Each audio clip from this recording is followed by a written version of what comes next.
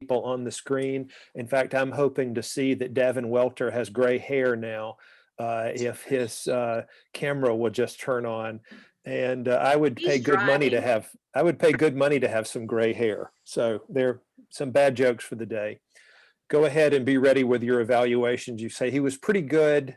The team was pretty good, but Scott's jokes were pretty dull. Y'all, a little bit about columns before we begin here this morning. Keith and I and our team of about 20 plus people combine academic research with practitioner research, along with just practitioner experience. And so we are currently working in 20 states across the country. And our model was a virtual model from the get-go. When we founded this firm about 5 years ago, we started out on a Microsoft Teams platform and had weekly meetings. And we have consultants in Chicago and Denver and Hilton Head Island and Alexandria, Virginia, and the other places all around the metro Atlanta area. So we started out in a virtual environment, but we were still flying everywhere and just routinely would fly every week, every other week somewhere. So it's been a little bit of a pivot and a change for us. One quick thing I wanted to mention is a lot of people say, why is the firm's name called Columns? Well, we named it Columns not too terribly cleverly because we often work with hospitals and universities and they've got Greek Revival architecture. But one of the sort of metaphoric reasons, and this is your words of the day, you need to have your vocabulary word of the day, and that would be caryatid or caryatid, which is if you go into Wikipedia and look that up, Caryatid. Or telemon, Telemon. Those are female and male Greek column forms where there is a woman holding up a building or a man holding up a building. And that's sort of the metaphor of our firm. Is our motto is that we support you. I'm going to share screen if Sarah will let me, and I will need someone to unmute their mic just for a minute and tell me that they can see the slide. Yeah, we can see it. Yes. Okay, fantastic. There's a little bit quickly about columns over here on the right. And do you see the list of services, or do you see any of my people in the gallery? Okay, list of services. That's your quick commercial. That's all you get. Some of our Atlanta team, we've got more Atlanta people, but this was the last time we got together. And that isn't champagne, that is chocolate in those little bottles. So today, we're going to quickly go over a few topics that are on our minds. And again, it's kind of difficult to touch on things board members would want and executive directors would want, or both would want, but we try to put a few of those together. We'll go into breakout just after we see that list of topics and say, besides those, what other topics are on your mind?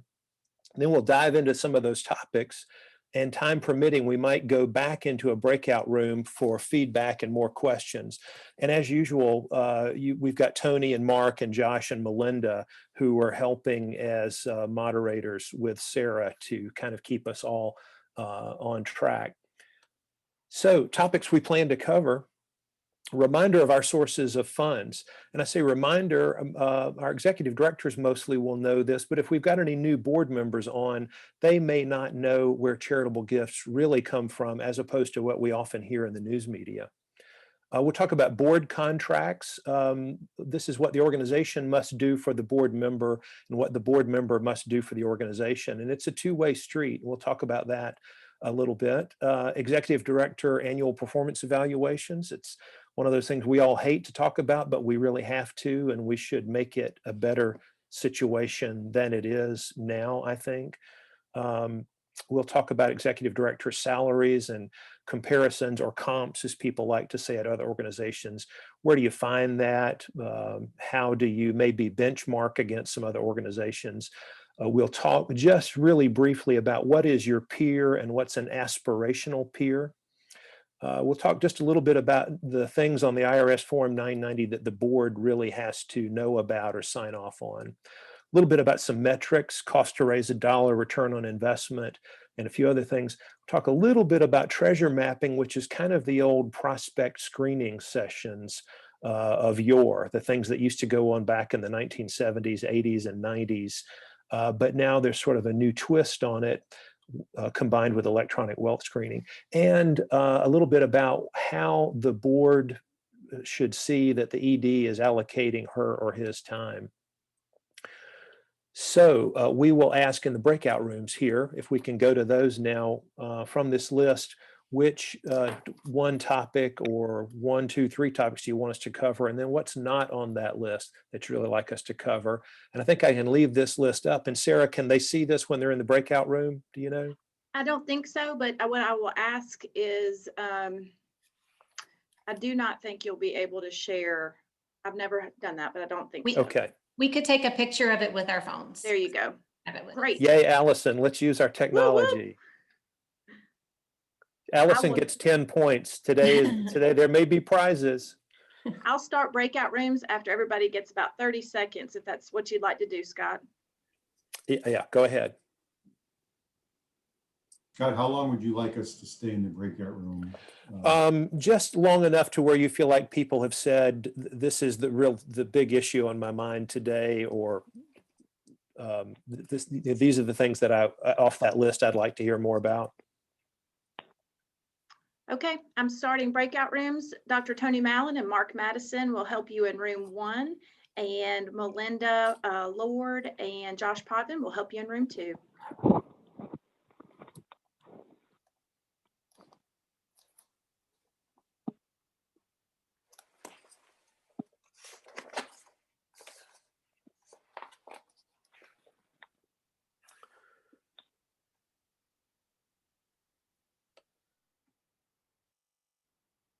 You should be getting an invitation to join a breakout room.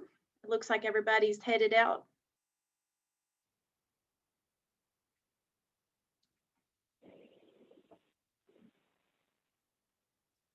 Tiffany, you should have an invitation to join a breakout room. It's so good to see you this morning. Miss Linda, you should have an invitation to join a breakout room if you'd like to go in.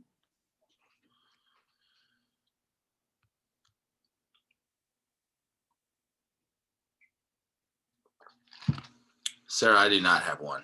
Okay, I'm going to redo it. All right. Hey, Nathan. Oh, what's up? How are you doing, Allison? I'm good. How are you doing? Fantastic. Good morning, Sarah. Sorry, you seem like you were focused. I'm juggling breakout rooms. I'm sending you to a Yep. breakout room.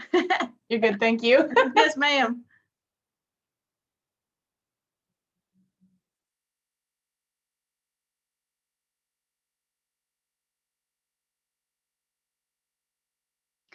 Alita, if you can hear me, you should have an invitation for a breakout room.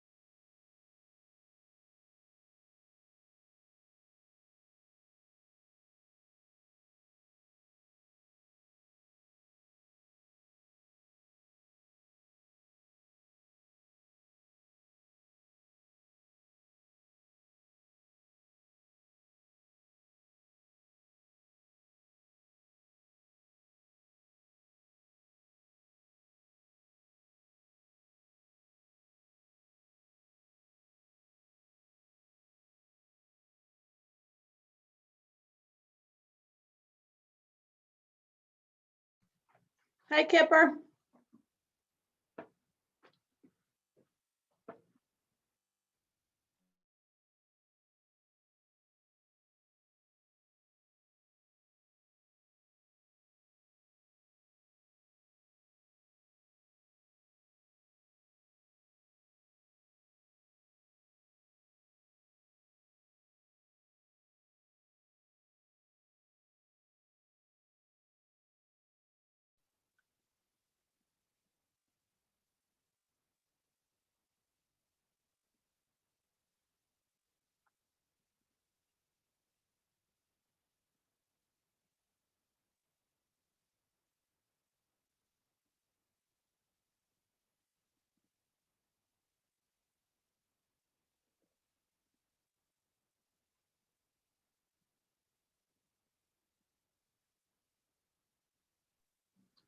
Good morning, James. Morning. I'm gonna put you in a breakout room. They've got just a few minutes left. They're just a sec. Hey, Kipper, will you mute yourself? Yeah.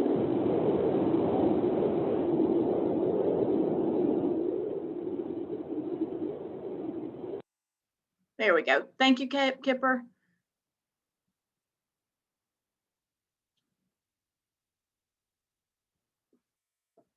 And Kipper, if you can hear me, I won't put you in a breakout room because I know you're driving, and that way it won't be out of context. But if you want to be in one, just unmute yourself and tell me.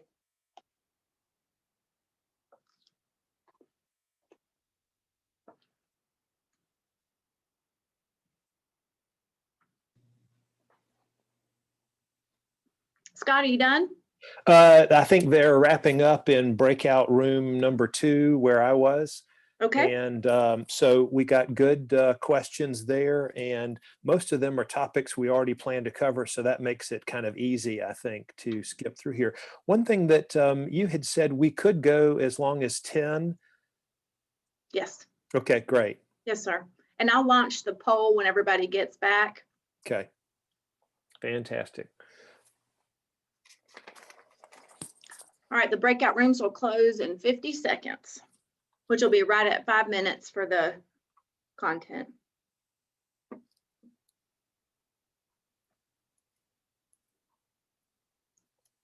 Looks like room 1 is still closing up.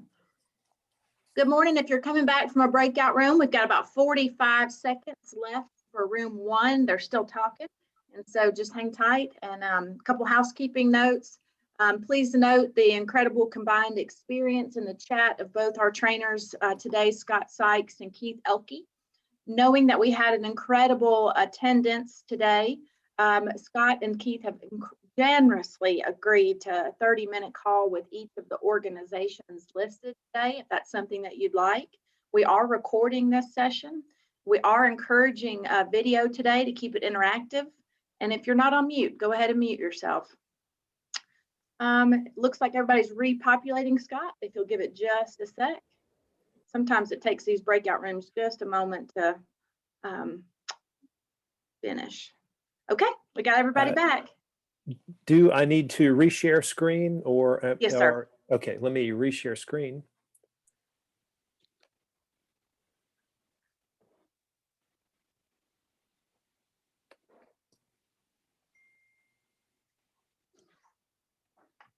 I will. First, I'll let you. I see you got the poll up.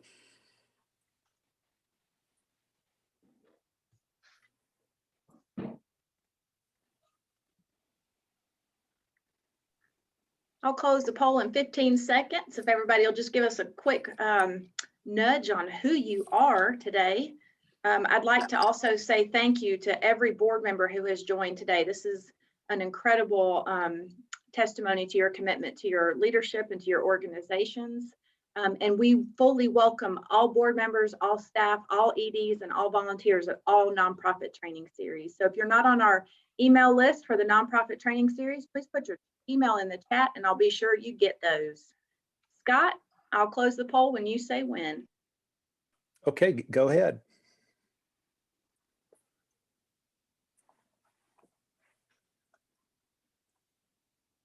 Yeah, we've got a good group of board members in here today. That's great. Okay, anybody give me a thumbs up? They've got screen share again. Yay. By the way, Bree gets 10 points because she had a dog photo bomb the screen. So we always enjoy that.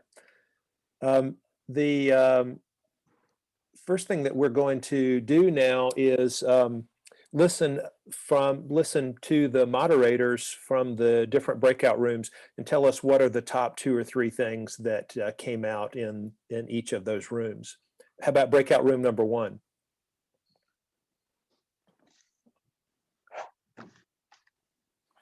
The most notable, the ones that got it was an extensive list, but the primary ones were executive director time allocation, metrics, measuring metrics, salary evaluation or salaries for the ED, building and sustaining funding and creating funding sources, board contracts, sustainable staff,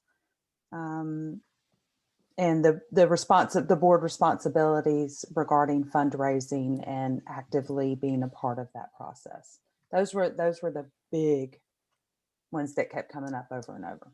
Great, thanks, Melinda. Appreciate You're that. Yeah, I posted the full list, but in the chat. But just to summarize, several people just said that list was very comprehensive and just really wanted to learn it all and soak it in. So it seems like whatever you cover, there will be some value, a lot of value in that. But a few people also mentioned the ROI and the metrics, because again, as board members and as finance people on the board, they were really interested in that. And then we did have a couple questions that were very specific that I'll just throw out there quickly. Is there a conflict of interest if spouses are on a board together? Any technology resources or apps, just in general, whether it's fundraising, but other technology that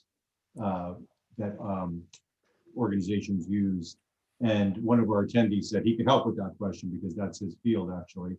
And then the last one was the life cycle of a nonprofit. So kind of just tying in some of what you're going to present to how that relates to nonprofits that are smaller and younger, or have been around a little bit longer. So those were kind of the main themes.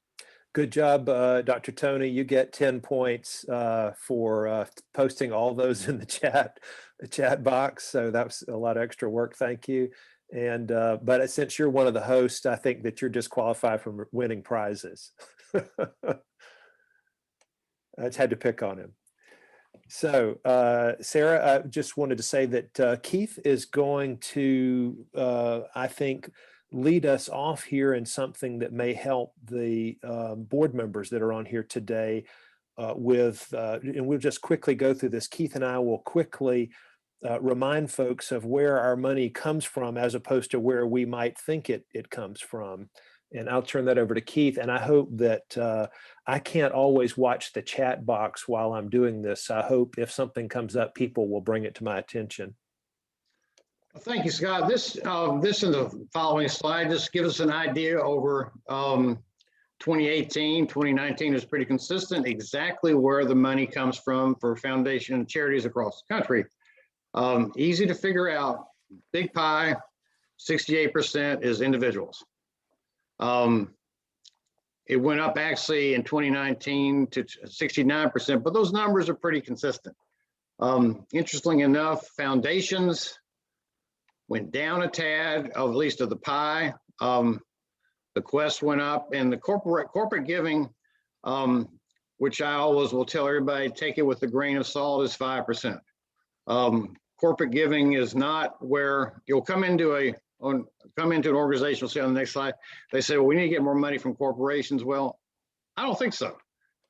Corporations are not inherently philanthropic. They are to provide for the shareholders and let you make your own decisions. So do not spend half your time seeking money from corporations. Those are more sponsorships and things like that. Again, the next slide you can see, same information. 68 to 69% individuals, bequest, which also, if you think about it, is an individual gift when it's all said and done, which ticks up the number. Then finally, also, if you look at the private foundations, which are a very good source, and particularly a family foundation that is in your area that is tied into your organization, is a very good source. And that actually, if you take about half of the private foundation money, that may get the individual gifts up to 85, 86% on an annual basis. That's a pretty significant number, and to me, a pretty good indication of where you need to focus your time. Thanks, Keith. And I'll also talk about focusing your time within individuals. And these are data here that are from a study in 2018 by the Association of Fundraising Professionals. And the people out there that took way too much math like Keith and I did in college, you'll notice that these things don't add up to 100%. And it's because the same group of charities across North America were sampled 3 times. So we're sampling the same exact charities, just doing it a different way. So firstly, we found out that 76% of all gifts came from 4% of donors, and those were all gifts at $5,000 and up. Secondly, 89% of all gifts came from 14% of donors, and those were gifts of $1,000 and up. And 96% of all gifts came from 33% of donors, and those were all gifts of $250 and up. And where has the news media tried to keep us focused? The news media keeps telling us about the times when lightning strikes 3, 4, 5, 6 times in the same place, like the Ice Bucket Challenge. And how people have used social media or peer-to-peer fundraising to raise lots of gifts that are under $250. And you can raise those small gifts all day long, and they just won't add up to the $250. And we'll talk again later when we talk about prioritizing your time, about how, sure, you need to do some social media work, but you need to not have the executive director using her time or his time doing that. That needs to be pushed down your organization to an intern or a volunteer. We'll try to talk more about that later. Quickly, another thing that we all hear in the news media is that everybody is making all of their gifts online and all of this activity is happening online. It's just not true. It's just not happening. And I stay up on the latest surveys. I've got the latest new January national study from Blackbaud here. And it is mirroring what we've seen in 2018 by Brady Josephson. Brady started out trying to prove that all the giving was moving online, and that not just the giving, but the asking was, and it was all shifting to really young people. And we're seeing the same thing we saw last year and the year before, and the year before, and the year before that. Most of your donors are 55 and older. And sure, we have to spend some time on younger people, but it's really not where the money is, and it's not where you're going to, quote unquote, move the needle. Imagine an old analog speedometer. You guys are all probably so cool that you have digital speedometers in your cars. So, or like I've got a friend that's got a Tesla and it just has this iPad thing in the middle and that's it. But anyway, we're talking about moving the needle on an old speedometer, and this is where the money is. Now, here's some of the meat of the things people wanted to talk about today. Thanks, Scott. Let me follow up on what you said on the previous slide, just for everybody's information. I do agree 100% you have to focus on 55, 65, 55 and older, no question about it. But that does not mean, and this is where the social media done by somebody else comes into play, does not mean you have to forget about those younger than that. I know Scott and I both worked at a major institution in Athens, academic program. And for the longest time when we started working there, the focus was on getting the big gifts at age 65, 55, which needs to be there. But they also remember, I would hear from people, well, you gave me your diploma at age 22 and a phone call at age 55. Well, a lot happened during that time. And if the institution does not look after those people, at least touch them, they're going to forget about it and they'll be somewhere else within their giving plans, because the giving plans are pretty much set by the time they're age 55, if not long before them. And the other thing on those things, again, on these donors, I think I'm a big baseball fan today. Last week they started the baseball season, yay. But I think another analogy is for every home run, and that's what Scott says they focus on. You'll see the media talk about a home run. for every 3 or 4 home run person in baseball, there's actually has to be somebody on base who had a single to have a 2-run or 3-run home run. So you have to make sure you don't spend all your time on the big gifts that make the thing. So you also have got a players all along. Consistent givers year in, year out are so important to the sustainability of an organization. That's a word that came up earlier. So anyway, moving on. This follow up to what we're talking about. Let's talk about your priorities as board members and as executives. Always, always, always, your priorities should be major gifts. That's what makes you going, keeps it going. That's the things that do more than just keep the doors open. The major gifts are the ones that help you strive for the next level of excellence. Same sense, plan giving. That's where my roots are, as is Scott's. Plan givings are the gifts that can make an organization. Okay, I think we got some mic on. Plan giving are what can make a difference. I know in my case, my children don't need to know this, but I'm worth a whole lot more dead than I am alive. I'm George Bailey from the It's a Wonderful Life. That's a planned gift. It's a lot easier for me to have something in my will than it would be to cut a check today. So that's why planned gifts are important. Also, foundation proposals, letter of inquiries, those are the things that you can find in organization. And looking through the roster we have today, we have a lot of organizations in this group that I think would have a lot of appeal with the Pride Foundation. So we need to look at those. Annual giving, we've talked about that. Those are the things that keep the doors open, that sustains people. Someone who finds an organization, keep doing them and doing and doing, make sure you touch them. Corporate gifts, I did that for a while at the University of Georgia. That's not, the corporations that make a gift want something back, and that may not be what your organization wants to do. Just keep that in mind. It's there, but not important. Special events. I only see about 5, 6 people. Anybody in this group do special events to raise money with? Raise your hand if I see anybody. I can't see that many.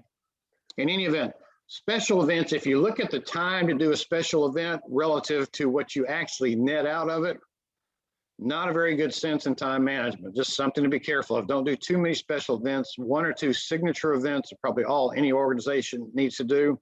Yeah. And again, like on number 7, Scott touched on this, Giving Tuesday.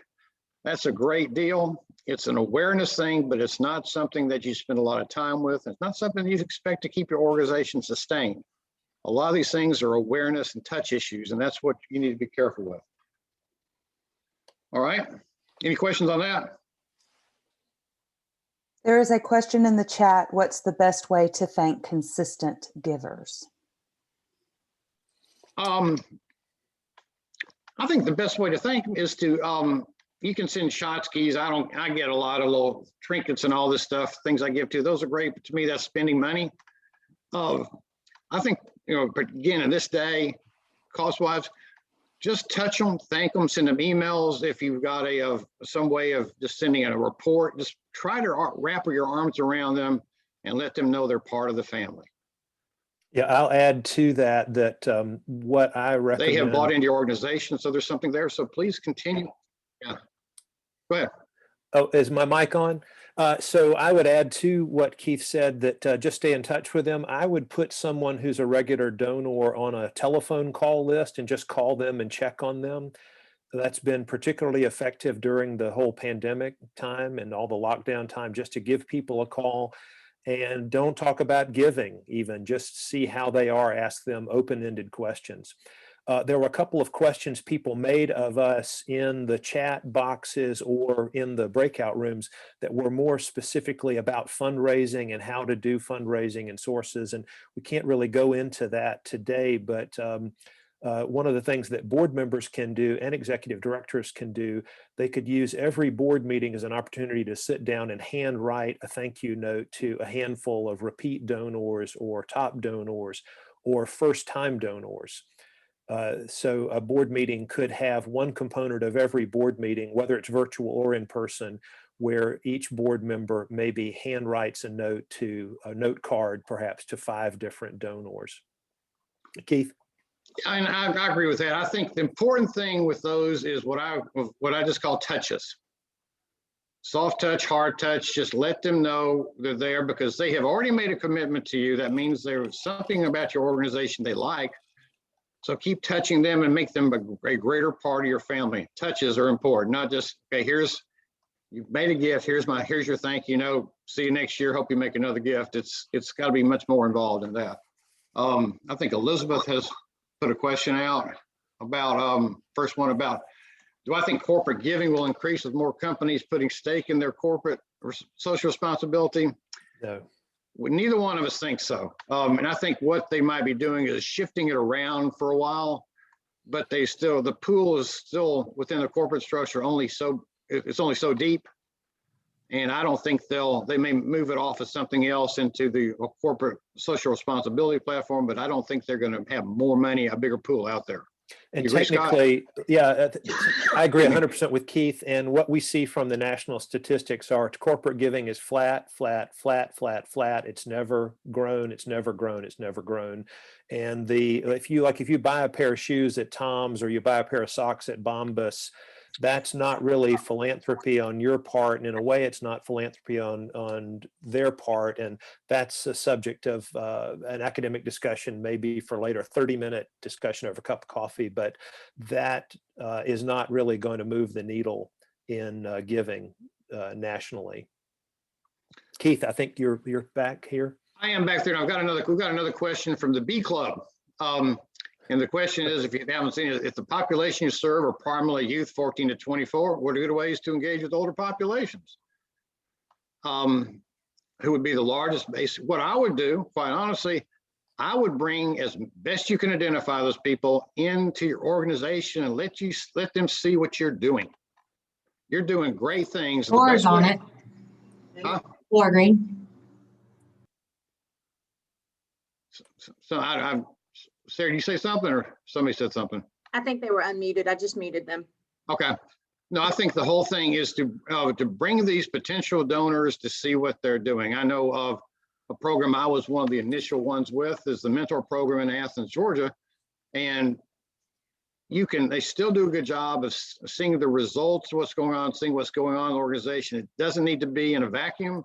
It needs to be open to see the things they do. I've got my younger daughter's involved in it, as an employee of an outfit in Atlanta called Chris 180. And just by occasion, I've seen a couple of things they do with their populations, coding, training, all this sort of stuff.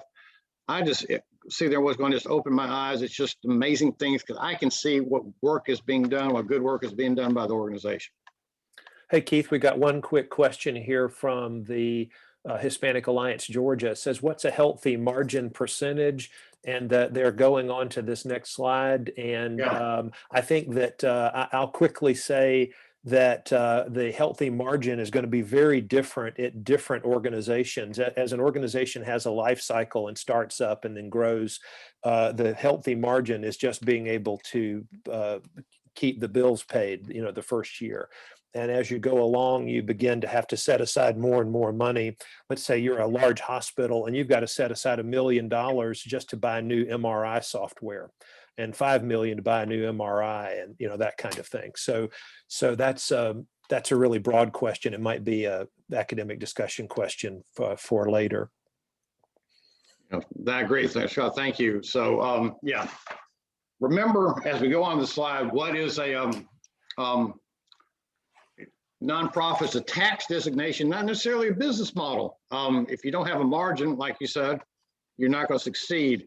Again, have the annual fund and all that. The regular things should keep your doors open and keep you functioning. Begin fundraising, as mentioned in the third paragraph here. Fundraising is what allows you to grow and serve your clientele, your particular base a whole lot better. So you have to keep it going.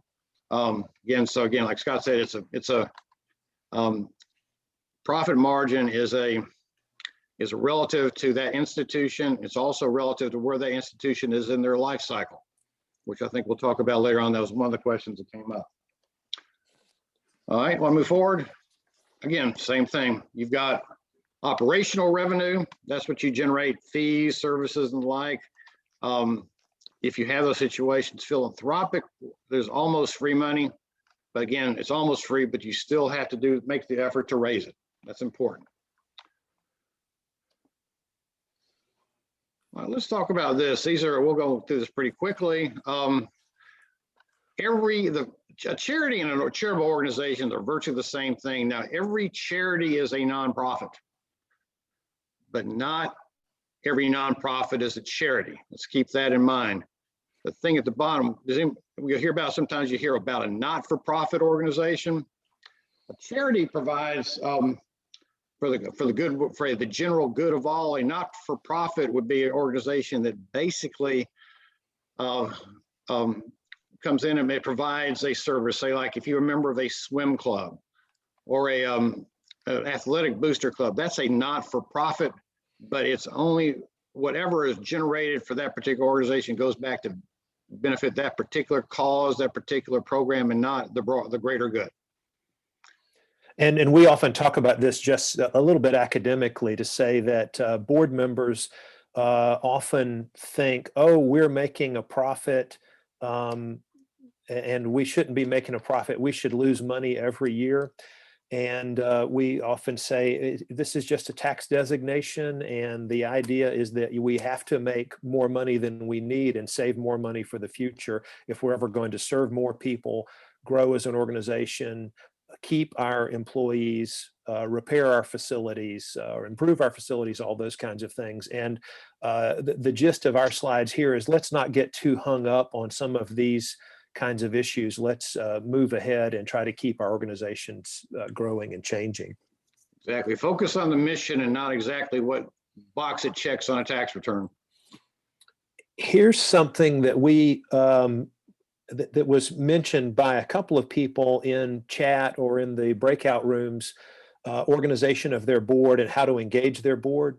And just quickly, we'll go through this again, and you can take a good long look at it later. But we think the single most important committee you have and the single most important thing you can do as a board chair or as an executive director is focus on a nominating and governance committee, a nominating and directorship committee, nominating and trusteeship committee. And the whole reason is that the organization has to sort of self-replicate like an amoeba. I think Sarah's heard me use that term before, that the organization has to constantly grow and grow and grow over time. And the growth and the direction it takes in the future is going to be dictated by who is on the board.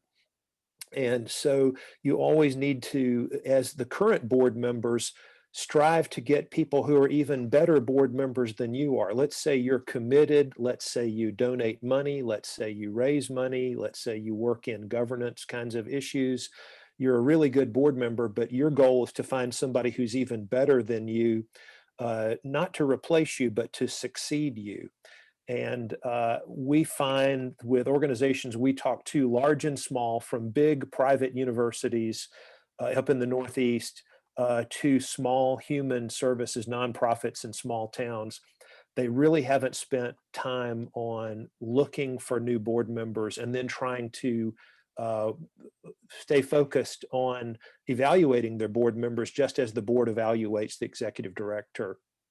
So maybe enough about that for now, but one final thing I'll say here, part of our theme of today, if you can see my cursor, is if there is a development committee, if the board is large enough, you could have committees and you have a development committee. We strongly encourage that board be focused solely on major gifts work, and if not just major gifts work, major gifts and planned giving work, not on special events. And I'll echo again what Keith said. We recommend strongly you limit your organization to one sort of signature event per year if possible, because the events, unless you're really a large organization, it cannibalizes your other efforts in the organization. Can I ask a question? Sorry. Yes, you go right ahead. Pretty much my question is, so because everything is Zoom or virtual, as an organization, one thing that we thought about around the Giving Tuesday time is, how can we really start making these acts or, asking our populations for donations if we haven't really taken the time to cultivate those relationships. So one of the things that we came up with was having these kind of mini events that would be hosted virtually to engage, create conversation, just in the communities that we serve, you know, with the younger girls and also with the adults. So I don't know if that would be considered a special event, but that's kind of our role to, you know, cultivating those consistent gifts. Does that make sense though? Because technically what you're saying is we shouldn't be focusing our time on events, but what if those events are geared toward creating those relationships that you need to get the gifts that you need? Yeah, can If I you touch comment. on, can I touch on that? I think what you're talking about is not really as much a special event as a donor awareness session. To me, Mhm. special events, and I'm a golfer. And if you want to play in a charity golf tournament in this area, Northeast Georgia, you can play in one almost every day of the week. And I've done a couple. Those are big events, signature events. They cost a lot of time and don't raise a whole heck of a lot of money. And a lot of people playing those are playing just because of a friend. I think what you're talking about is just having opportunities to, again, like I said earlier, exposing your organization to the community. This is what we do. I think calls like that are fantastic. Again, awareness, that's an awareness thing, not a special event. Oh, Yeah, okay. Okay. Akila, and your name's Akila, right? Yes, correct. Yeah. Yeah, Akila, I just remember it from the book Akila and the Bee. Oh, wow. So, Yeah. yeah, so I think you're doing spot on what Keith is saying there. You're not really doing special events, you're doing donor cultivation work just in a different way. And I'll give you an example from the field, so to speak. There's an organization, a theater organization in Atlanta called Dad's Garage. And of course, theater organizations have been really hard hit by the pandemic. And one of the things they've done to stay in touch with all of not only their regular donors, but their season ticket holders and their just occasional ticket purchasers is they've done lots of virtual plays. And Dad's Garage is known for doing things that are kind of avant-garde and offbeat or whatever. And so they've done a number of those during the past year just to stay in touch with their folks. And they really didn't require that much staff time necessarily to put on. They were kind of done sort of raw. It would be like you would take your phone and you would just film yourself doing a 2-minute thank you video and then send it out. No high production value or anything, but the donors still love it. Right. Okay, thank you. That answered my question perfectly. I'm watching our time and trying to leave time for later discussion and questions. So I want to skip through a couple of things. Board members can do pretty easily. This is kind of low-hanging fruit that your organization ought to do just as a matter of practice. Adopt what's called the Donor Bill of Rights, something created many years ago by the Association of Fundraising Professionals and some other professional groups. Also, the Association of Fundraising Professionals Code of Ethical Principles and Standards of Practice, and the Charitable Gift Planners Model Standards of Practice. These are all things easily you can find online, read them, and adopt them as your organization's standards. And this is the kind of stuff you can later talk about. You could talk about with a donor, or you could talk about in an annual report or online, different types of venues. The key thing for today, and what I think a lot of people want to talk about, is a board member contract.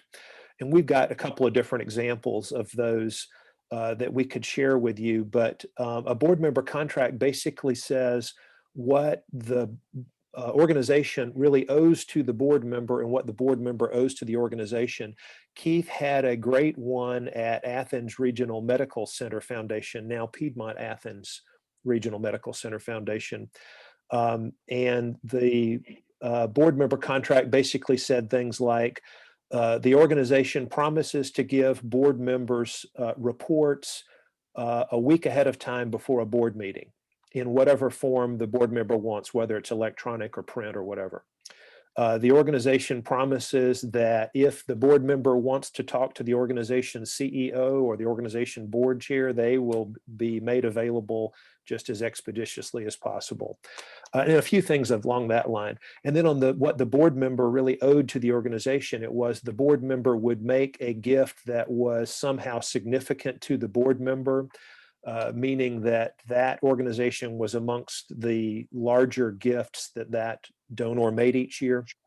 That the board member would attend the organizational board meetings, at least, let's say 90% of them, depending on how they're structured. And that the board member would include the organization in her or his estate plan in some form or fashion. And there are loads of ways to do that easily. And let's say you've got 8 kids and you think, I can't make a charitable gift. You just say, you use a contingent bequest that says, in the event all of my 8 kids predecease me, then I leave my entire estate to the nonprofit organization. And I've been doing this for so many decades now that I've actually seen people's children and spouses predecease them, and they had a contingent bequest, and it actually paid off really big to the nonprofit organization. Keith, any comments on the board member contract from Athens Regional? Well, not from Athens Regional. There have been a couple of questions, Scott, that I think maybe this is a good time to talk about. A couple of people have asked of whether board members can be paid compensation, and if the executive director can be a board member as well, particularly at the beginning of the organization's life cycle. So I think this might be a good time for you to address compensation of board members. Yeah, the board members should not be compensated. No. I will come over there and smack you. That wasn't violent, Sarah. Modern day humor. So don't even think about compensating board members of nonprofit organizations. Now, the board members and their tax advisor may find that there are many things that could be a charitable tax deduction for them, in some cases, perhaps beyond their standard deduction. We have such a new high standard deduction that only some itemizers would maybe tax deduct driving to and from the nonprofit or things like that. There's a different mileage rate than there is the business mileage rate for nonprofit volunteerism. There are loads of little things like that. I say loads, there are 3 to 5 things like that that could have financial benefit for the board member, but strongly no on that. And on a board member, the executive director being a member of the board, that is very normal in many organizations for the executive director to be a member of the board.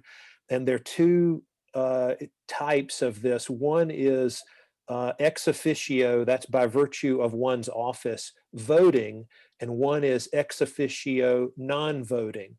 And the bylaws of the organization will lay that out. And even if the executive director is ex officio voting, they still are evaluated, hired and fired, et cetera, by the board, at least the board executive committee. But that is a great question. Any other comments on that, Keith or moderators? I don't see anything else, Scott. We do have someone, Melissa has asked about a board member contract. I don't have one right now we can share with you, but we can try to get you one. So yeah, we can email her one. Yeah.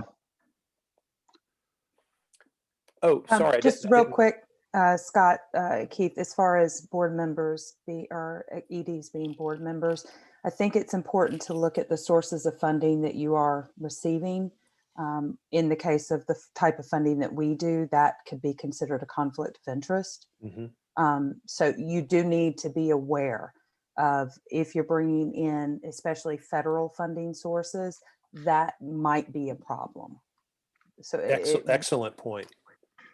I agree with that, but I think that's one thing also to remember, if I'm considering making a donation to a board and I find out the board members are getting compensated out of my gift, which is how it works, I might look at it a little bit differently than I would if it was just a purely paid staff and then a board of directors. So.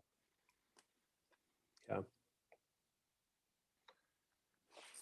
And Sarah has posted something about a template for board member contracts. Thank you, Sarah. All right, moving on. Again, sources of organizations, and one of the best things you can do is learn from other folks. I know of, and these are all organizations that are, except for one, are based in Georgia, depending on the organization, what you're trying to do, that you can join. Fees are not that expensive, but you can learn from others' experiences. You can go down the list. You've got AFP, which is largely based in Scott's area. That's where their meetings are, and in fact, all these are. Georgia Hospital Association, GADP, if you're in the medical arena, Technical College Foundation. I have been in the past for many, many years a member of the National Association of Charitable Gift Planners. Academic, Georgia Education Advancement Council. The final one is Georgia Plan Giving Council. Now, just an example of how these things work. Depending on what level, how you relate your organization. Again, the fourth one and the sixth one I have been members of, but actually I get a whole lot more information out of the last one, which is a subset of the fourth one, because it gets down to more of the level of people I deal with, circumstances that are more related to how things would have been in my area, my profession, and some of the big global things. You know, the University of Georgia, when I was there, it was a great organization. We did some great things, but our philosophy, our donor base is a lot different than Harvard, Yale, and Stanford would be. So you can share experiences on all these levels with an organization that's more closely affiliated with where you are in terms of your organizational development. All right, what happens? Emergency succession plan. It's been, this is an interesting slide we put in, particularly this week. 3 different organizations that I've affiliated with have had resignations, retirements of their president / CEO / foundation executive director. That's unusual, but it could be a sign of the times, the way things have changed post-pandemic. People have gotten through the pandemic, or maybe they think they have. But all these things, and fortunately, well, 2 of the 3 of those that I've communicated have already had succession plans. They've got people in place who've taken over. It's great, but you have to make sure you build your base. Again, I hate to use sports analogies, but it's nice to have have some people coming up out of the minor leagues to be ready to fill the slots, who are ready and biting at the bit to go ahead and move up. And that's how you build organizational base to continue to succeed, because people are going to leave. And No Keith, I'll just echo what you've said. Is I've seen a number of organizations have drastic change in the past 2 years, and sometimes it's well, not sometimes, oftentimes it's just totally unexpected. Let's say the executive director's spouse has cancer, and then the executive director gets cancer, or just something just horrific. The deaths in the family. The board chair dies, the executive director has some serious illness. So one of the things that we counsel is, firstly, get all of your records backed up somehow off-site. We've actually seen a brick hospital be blown down by a tornado, blown to bits. Fortunately, they had their electronic records off-site as well. But do something really simple too, like just make a good old-fashioned notebook, a loose leaf notebook that has lists of your top 10 donors, your top 25 donors, your top board members, things of that nature. They're very little things that you could do to go ahead and have materials ready that could just be handed over to a new vice chair, or, as Keith was saying, people on the bench ready to move up. A new person as second in command maybe is waiting in the wings. So we just wanted to mention that today to both board members and to executive directors, to be thinking about how are you going to back up, how are you going to pass the torch, so to speak. And go back on one more thing on that, Scott. One thing, and I've been not in the nonprofit area, but I've been in organizations, I've worked for places where that one person knew everything, but that one person didn't share and didn't store it and didn't use something we'll talk about later on. There was no database. So anybody knew what was going on. So boom, you know, that person leaves, something unfortunate happens. You've got no institutional history. And that can be a total disaster to an organization if you don't have records, donor contact information. Just because that one person's in their head, it's not there. Misty, you have a question? Yeah, I just wanted to share that exact situation happened to us at Adventure Bags. Unfortunately, in 2019, our founder passed away, and it's taken us almost a year and a half to really get our hands around the business aspect of this organization. So it's definitely beneficial to have someone other than one individual, you know, holding on to everything and running everything if at all possible. Thanks, Okay, Misty. thank you. Misty Yeah, gets 10 points for sharing. Yeah, thank you, Misty. Again, annual meetings are important, whether nowadays it's done virtual or otherwise, but this is an opportunity for everybody to get in the room at the same time. But what we need to do, and this is important, make sure the bylaws are reviewed. Unfortunately, most organizations I'm involved in, they don't do that, do not do that particularly well. But it's important, you know, sometimes you have to go back, just make sure the bylaws still are what works for your organization. Conflicts of interest disclosures within the board members. Whistleblower policy, that's important. Again, Scott mentioned, we mentioned this earlier, review the board member contract, make sure that's appropriate. And also look at the external audit if you have one. A lot of newer organizations don't have one, but the finances on that sense need to be looked at. To make sure that everybody reviews, everybody knows where the money's coming from and where it's going. Make sure you're consistent. Other sources. This is maybe the lawyer in me or the accountant, whatever. I love the form IRS 990. I don't like to fill one out, but I love to look at it. That's when I'm looking for an organization, trying to find out what they're doing. I go into this outfit, just second bullet point down, it's called GuideStar.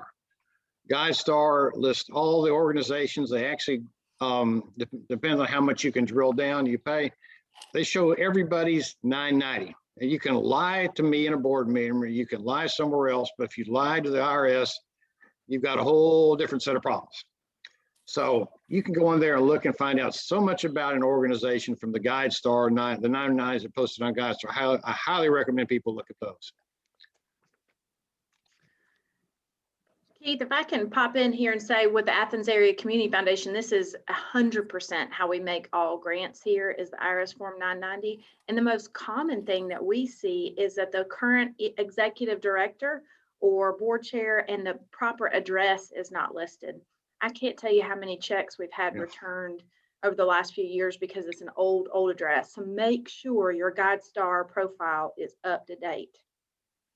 And it's one of those things, I'll chime in here. This is my pet peeve. It's something free and you can do it on a Saturday morning. If you're board chair, executive director, you go claim your GuideStar free site and you spend an hour or so updating that stuff. And so it's an hour out of your whole year. It's not really wasted time because it's kind of your public persona as much as your website is, because I'm just like Keith. I'm a sad, lonely old man. I spend my Saturday mornings reading 990s sometimes. So that was humor. So anyway, there's so much that can be discovered in the 990. I actually have a quick note. This is Marie Antonetti. I'm a staff member at New Cheese Space, and I'm also on the Strategic Planning and Development Committees. Dick Daniels is my colleague here on today's call. Regarding 990s and our GuideStar, in my evaluatory process in my role at New Cheese Space, I actually update it. But we also use the GuideStar seal of transparency as a marketing tool. We want to include that on our annual reports and any other type of outgoing material or literature. But on the development end of it as well, it's really helpful for us to dig into where our grant makers are receiving their funds from and be able to grow in a development aspect as far as, Coca-Cola Foundation, for example, who do they support in the Athens area and how can we better understand those grant makers, make a better connection, cultivate that relationship, or grow into a newer relationship with another grant maker based off of Form 990. So I just wanted to provide that perspective as well. Yeah, you Thank get you, Maria. you get 15 points for that, Maria. That was super thorough and succinct, and we agree completely. Sarah, you had a question? Sarah McKinney? Keith, we've got a couple questions in the chat. Rick Dunn is asking, what if the org only uses the 990 EZ? I personally love all the 990s, so I wouldn't differentiate between EZ or the full 990, but I'll let you guys chime in on that. I think the purpose of the 990 EZ is to make it simple, but the information is still there. So Richard, I have no problem with that. Again, a lot of times you're getting started. Scott's gonna raise his hand. No, I'm just saying thumbs up. I agree. Both of you. And is it best for organizations that haven't made 50,000 in a fiscal year to file 990 ends? Yeah. I mean, the whole point is you're trying to expose your organization, like Sarah said, to the to potential funders. And if it's not there, what's going to happen if you don't find a 990, Sarah? If we don't file a 990, it shows up a red flag for us. There you go. And the EZs are not terribly difficult to fill out, and connect with us at the Athens Area Community Foundation. If you have any questions about that, we'd be more than happy to talk to you. I'm going to now, to keep us on time, skip over a couple of slides here that we've got that board members and EDs might want to know about, but just benchmarking means find a peer organization, find an aspirational peer, someone you want to grow to. This could be a whole topic in and of itself, but I wanted to bring it to your attention. And it's great if you're an organization like CASA, the Court Appointed Special Advocates, and I think we've got someone on there from today. There are CASAs all over the country. It's kind of easy for them to benchmark against someone else. Quick thing for board members to know is who's managing the money of the organization, and usually it's the manager of money managers, what we call the consultant, and they need to know for the donor. Like if you're going to ask Keith for money, he's going to say, who's your auditor? Who's doing your IRS Form 990? And one of the things people wanted to talk about today were metrics, and we've just brought forward today 2 metrics in a way that's a combination of an academic viewpoint of metrics and a donor viewpoint of metrics. And there are lots of things out in the popular press about metrics and lots of things in the practitioner literature, you know, the Association of Fundraising Professionals kinds of things about metrics. And we could do a whole session on metrics in terms of how many donors do you need to contact in each of these different groups, annual giving, major gift, plain gift, all that. That's a different thing. That what we want to talk about here is kind of a board level situation. Is let's talk about how is the organization efficient and how is it effective, which are 2 different things. And we often hear folks talk about cost to raise $1. I'll encourage you to look at this later, look at this slide in more detail. Let's look at this one just for a minute. I use a great academic textbook here. Michael J. Worth is a guy who's both a professor, a PhD, and was a practitioner in fundraising for nearly 30 years. And he's got what I think is one of the textbooks on the subject, but he uses lots of real life practical things in there. So in this case here, the cost to raise $1 was 50 cents. Over here, looking at return on investment, looking at effectiveness, as opposed to on cost to raise $1, we were looking at efficiency.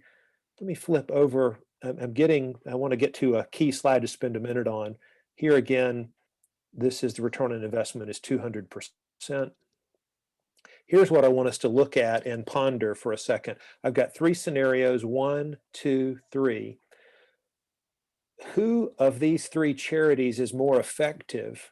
And maybe what do donors expect from us? And I think in the interest of time, I'll just let someone press their space bar and or unmute themselves and say, who do you think is most effective? And this is technically who's most effective in their fundraising.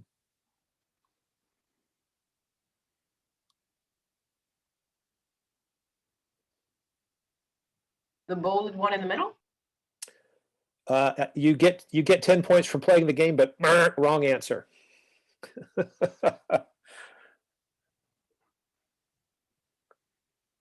Okay, this is kind of a trick question. So the most effective organization is the one that has netted 1.1 million to maybe help poor people with.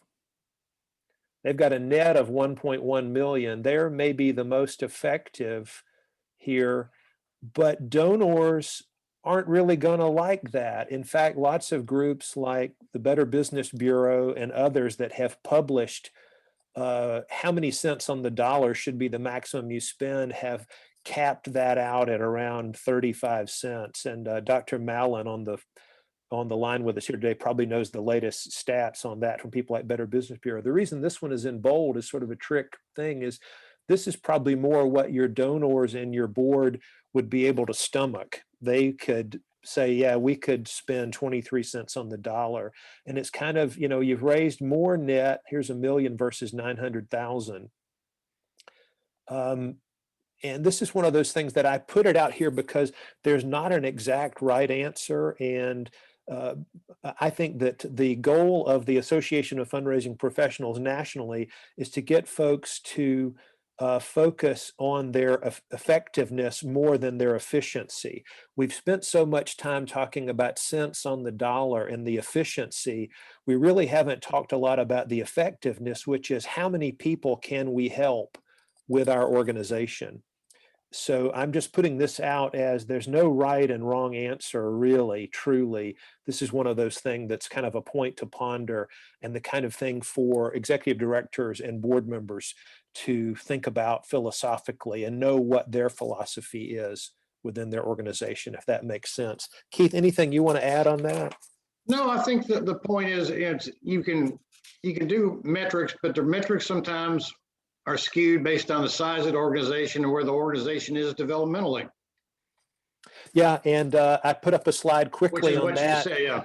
Yeah, everything depends. We put this up just for you to think about your philosophy. It's better to have thought about your philosophy in good times rather than thinking about it in bad times. We're going to wrap up with a couple of important things about things the board members and executive directors could be doing. And Keith, you talk about this, I think. Yeah, this is important. I know in one organization I'm a volunteer with has decided to do a cleanup capital campaign, and we actually did as this smaller organization, we took all of our donors and did a wealth screening, and that has helped us make good decisions on who best to see. Is we kind of rooted some people out that we thought turned out had greater capacity than we thought they did, and it's worked out pretty well. So you start out with that raw information, and then you sit down with your board, your senior staff, and see who the contacts are, who knows who. One fundamental thing to think about in all we're doing here, and this is the way the world works, people give to people. People give to people. I will be a lot more generous with an organization if someone comes up and talks to me personally that I know, because they're going to give to people. Now, there's a point that they'll give to people, but they also want to give to the executive director, the chairman of the board. That's for the big gifts you're closing, but you've got to do treasure mapping, gets people giving to people. That's grassroots fundraising, but particularly with organizations, I think on this database, that's how it works. Really does. And that's another, we could do a whole session on that in and of itself. All right, this is something that y'all have talked, we've asked, we're getting towards the end, but these are things that were on y'all's questions. Responsibilities of the executive director. First of all, and it's over through all this is communicate. The ED needs to communicate with across the board. Now, that being said, the board owes a service back to the ED. They've hired him or her. The executive director is in place. They've hired him, and what they need to do now is let them do their job. Some organizations that I have seen fail miserably, where people come in and they think that the board can kind of micromanage the executive director. That is just a recipe for disaster, failure. One thing I always used to say is, I hire good people and give them some rope, and they can either use that rope to build a ladder to get out of their end, or they can use that ladder to hang themselves. Either way, you've got to let them do it themselves. So I think that's important, but you need to evaluate them. You need to communicate with them where they're standing, but it doesn't need to be every board member calling them all the time saying, you need to do this, you need to do that, da, da, da, da. That's just, again, a recipe for failure. Do it every 6 months so that they know where they stand. The communication, again, is so important both ways. And again, if you're looking for salary comparisons, comparables, we've listed some places that you can look at. So, and Keith, I'll add to this that Candid listed here is what used to be the Foundation Center and GuideStar, and they've merged together under the name Candid. And you can buy performance evaluation, or rather salary comparison numbers there. You can buy salary comparison numbers from the AFP. And then, of course, consultants like us can talk to you about the organization, and we would work on a flat fee to do that sort of thing. But lots of data is out there, and the data is refreshed every year through national surveys on those things. And I agree with Keith that we've seen really disastrous things where the board tries to direct things on a day-to-day basis. The board should set strategic direction, and then the actual tactics should be executed by the executive director, hence the name executive director. They do the execution of things. I don't know if execution is a good term or not, but I think the whole point is you've got directors and micromanagers, and you don't need to have any micromanagers. Micromanagers can really, they can kill the opportunity the executive director has to, but they also can confuse the staff. If you've got board members calling the staff, do this, do that, da, da, da, da, it's just, it's very difficult and confusing for the staff to do their job. Now, this question would come up prioritizing the ED's time. I've got underlined, first of all, not on here, but communicate. I mentioned this earlier, monthly brief email updates to the board. You've got to touch. You've got to touch them to know where you're going. Major gift fundraising, and major gift fundraising is all relative. At the University of Georgia, it's a lot bigger number than it would be on a local organization, but it's all relative. But but again, number two is an important point.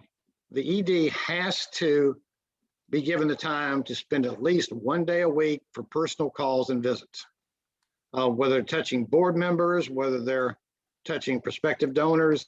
They just have to put that in their schedule to go out. Well, it used to be go out, now just contact, calls, visits, talk to the folks. So important. Annual giving is important, and again, depending on the size of the organization who does that. Community relations. This is, I think we had some questions earlier from a new organization. Organizations need to know who you are. They may not know. I've really got a kick last night. I got an advanced list of the participants in this phone call, and I've never heard of some of the organizations. Y'all work for some amazing organizations that I didn't know about. And so I'm sure I'm not the only one that doesn't know about them. So you've got to go tell your story, because the stories everybody has are so good and so important. But people got to find you. It's just how it is. Along this line, it goes back up 1, 2. You also have to distinguish between